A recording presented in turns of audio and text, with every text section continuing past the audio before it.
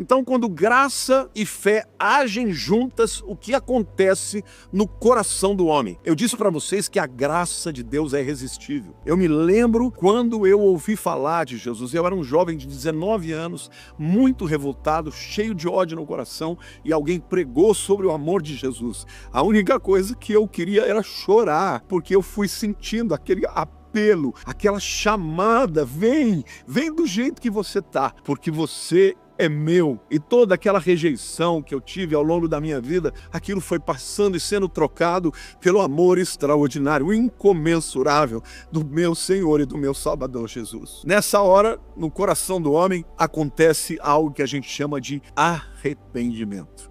Arrependimento é uma palavra grega metanoia, que é uma palavra muito profunda. Primeiro, é uma mudança de mentalidade. Você começa a entender a verdade de Deus e você começa a mudar a mentalidade. E dentro desse processo do arrependimento, você começa a entender que você é pecador e que você desesperadamente precisa de um Salvador.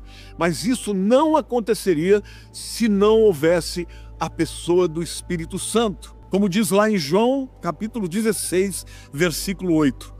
Quando ele vier, Jesus está falando do Espírito Santo que viria, convencerá o mundo do pecado, da justiça e do juízo. Então, é o Espírito Santo que atua em conjunção com a graça de Deus, trazendo esta verdade para nós de que somos pecadores, mas de que o Senhor Jesus nos amou de tal maneira, o nosso Deus nos amou de tal maneira que enviou o seu único Filho para que todo aquele que nele crê não pereça, mas tenha vida eterna. Agora, a gente lê lá em Romanos capítulo 2, versículo 4, o apóstolo Paulo dizendo: ou desprezas a riqueza da sua bondade e tolerância e longanimidade, ignorando que a bondade de Deus é que te conduz ao arrependimento. Queridos, sem arrependimento não tem salvação. Salvação não é simplesmente o indivíduo levantar a mão ou dizer: não, eu aceito a Jesus.